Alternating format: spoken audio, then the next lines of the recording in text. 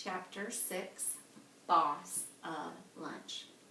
It was the funnest dream I ever had.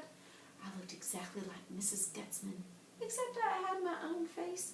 Also, I had my own apron and my own plastic mitts and my very own hairnet. I was a vision, I tell you.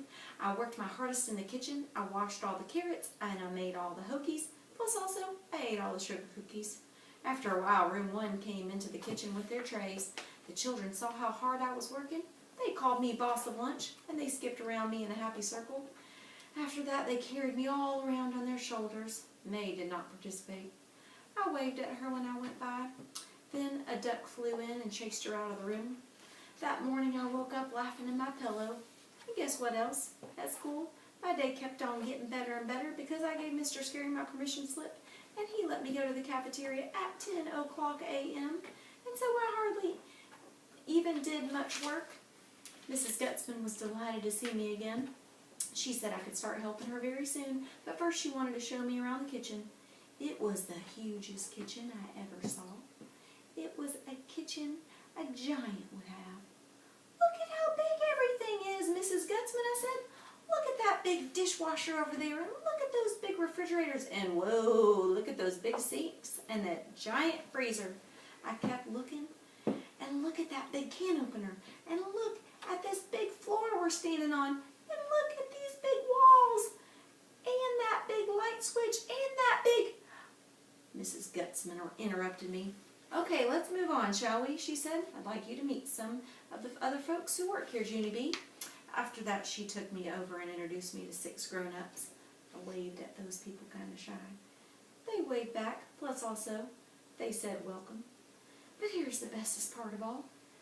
After I met all the people, Mrs. Gutzman opened a big drawer, and she handed me a giant white apron. My mouth fell wide open at that hugey thing. "You mean I get to wear this, Mrs. Gutzman?" I said. "I get to wear an apron just like yours? Wowie wow, wow, this is my dream come true." Mrs. Gutzman winked at me. "Well, we sure don't want you to mess up that pretty flowered dress of yours, do we?" she said. After that, she pulled the apron over my head and she tied the straps around me. I looked to the ground. The apron came down to my shoes almost. I twirled and twirled all around. "Oh, I love this apron, Mrs. Gutzman," I said. "This apron makes me feel like a princess." Mrs. Gutzman said I had a good imagination. After that, I put on my mitts she had given me and I twirled once more. Now I had the whole complete outfit practically, I said, real happy. And then what do you know? All of a sudden, Mrs. Gutzman reached into her apron and she pulled out a hairnet. "Hairnet just for me?" She put it on my head. Oh boy, thank you, Mrs. Gutzman. "Thank you," I squealed. Then I zoomed to the oven and I stared at myself in the glass. "Look at me. Just look at me. I look like a real professional lunch maker," I said. After that, I stared and stared at myself some more, and I couldn't even stop. Chapter 7, Jobs. Pretty soon, Mrs. Gutzman told me all about my jobs. "You're going to have 3 fun jobs today, Junie B," she said. "I think you're going to like all of them." She took me to the long counter where the children pushed their lunch trays, and she showed me where the napkins go. "Your first job will be to keep the napkins stacked right up here on the countertop. If the napkin piles start to run out, just reach under the counter and get more, okay? Do you think you can do that for me, Junie B?" I nodded real fast. "Yes," I said. "I know I can do that, Mrs. Gutzman, because I'm already familiar with napkins." I smiled real proud. "I use napkins at my very own house," I said. "I use them to wipe my mouth after dinner. Plus, sometimes I use my sleeve." Mrs. Gutzman looked funny at me. After that, she handed me a sponge and took me to the counter by the sinks. "Okay, your second job will be to keep this counter wiped off," she said. "You don't have to clean any big messes, Junie B. Just wipe up any little spills or crumbs you see." I grinned real big. "Sponges are another job I'm good at, Mrs. Gutzman," I said, because one time in kindergarten, I practiced throwing sponges in my toilet. And I didn't even miss the pot hardly. Mrs. Gutzman's face went kind of pale. "Oh," she said. "Oh, my." After that, her voice sounded a little bit worried. "Well, there's just one more job I need to tell you about," she said. "Do you see that door over there? That's where the children come in the kitchen to get their lunches." "Yes," I said, "I see it." "Well, when you're not busy with your other jobs, I'd like you to be our lunch greeter," she said. "Do you know what a greeter is, Junie B?" A greeter smiles at people and says hello. Do you think you could do that? This time I didn't answer her right away because that job made my stomach feel jumpy inside.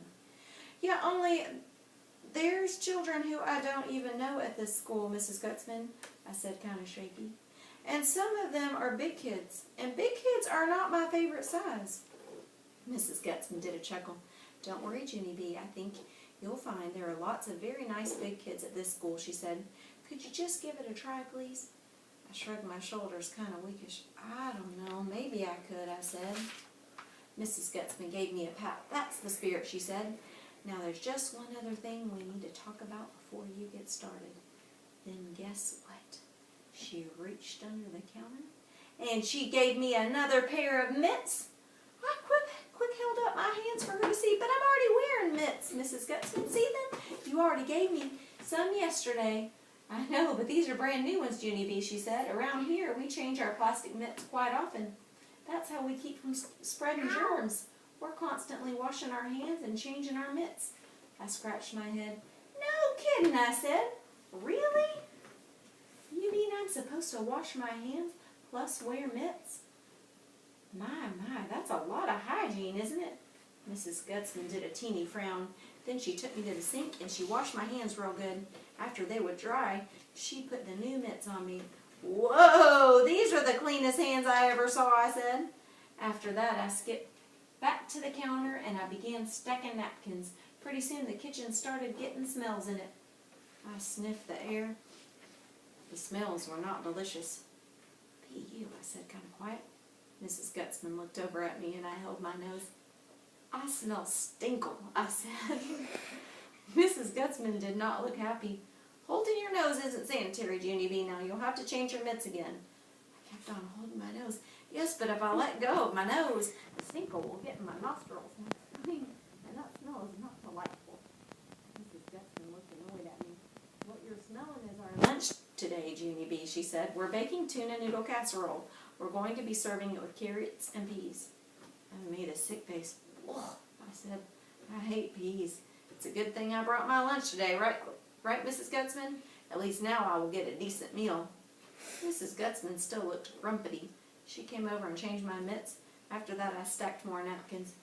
Then I tried to just breathe through my mouth.